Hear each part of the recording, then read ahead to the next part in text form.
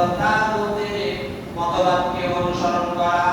এতক্ষণ তাগুত বুঝেছিল, যারা নিজেরা ইসলাম মানে না, অন্যকে মানতে দেয় না, তারাই হলো তাগুত। এই তাগুতকে যারা অনুসরণ করে তাদের ঈমান থাকবে না। সে যদি 50 বার ওয়াজ করে তাহলে তার ঈমান থাকবে না। আপনি নিজে ইসলাম মানেন না, অন্যকে মানতে দেন না, আপনি চলে পদে পদে কৌশলে আপনি বিভিন্ন মতবাদকে বাস্তবায়ন করার জন্য আন্দোলন করেন, সংগ্রাম করেন, টাকা দেন, নিয়ামত দেন, তাহলে আপনার ওই মতবাদকে, তাগুতি মতবাদকে যদি আপনি বিশ্বাস করেন তাহলে আপনার ঈমান ভেঙে যাবে। এক নম্বর ঈমান ভঙ্গের কারণ হচ্ছে তাগুতি মতবাদকে গ্রহণ করা। আবার বলছি যে এটা কোরআন শরীফের শব্দ।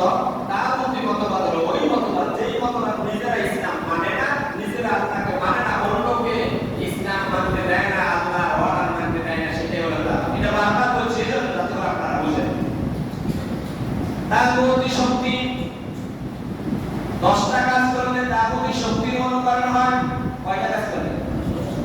সবাই বলেন কয়টা কাজ করলে? আর ওই 10টাকে ঈমান ভঙ্গের কারণ বলেছে ওলামায়ে কেরাম। যে 10টা কাজ তাগুতি মতবাদের অন্তর্ভুক্ত হবে, ওই 10টি কাজ নেই হলো ঈমান ভঙ্গের কারণ। ঈমান ভঙ্গের কারণ 10টা। কয়টা? ঈমান ভঙ্গের কারণ কয়টা? এই 10টা কারণ আমি সিরিয়ালি বলে যাব। একটা আস্তে আস্তে নজর করুন, তারা দিও বাকি করে আগামী জুমায় ইনশাআল্লাহ।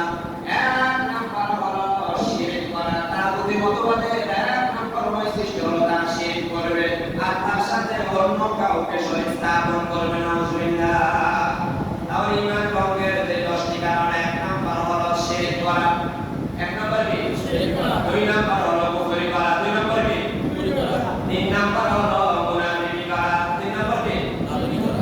চার নাম্বার হলো আল্লাহ ও বান্দার মাঝে মধ্যস্থ বা মাধ্যম তৈরি করা। আল্লাহর মাঝে এবং বান্দার মাঝে মাধ্যম তৈরি করা। পাঁচ নাম্বার হলো কুফরি মতবাদকে সঠিক বলে মনে করা। কুফরি মতবাদকে সঠিক বলে মনে করা এটাও ঈমান ভঙ্গের কারণ।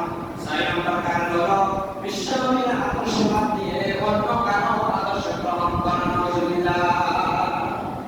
তাহলে ঈমান ভঙ্গের 6 নম্বর কারণ হলো বিশ্বনবীর আদর্শকে বাদ দিয়ে অন্য কারো আদর্শ গ্রহণ করা। 7 নম্বর হলো ইসলাম ধর্মের কোন বিধানকে ঠাট্টা বিদ্রোহ করা। এটা হলো ঈমান ভঙ্গের 7 নম্বর কারণ। 8 নম্বর হলো জাদুর মাধ্যমে ভালো কিছু অথবা মন্দ কিছু অর্জন করা, আশা করা। জাদু করে কাউকে মানি পাওয়ার আশা করা, জাদু করে কোনো রোগ থেকে মুক্তি দেওয়ার আশা করা।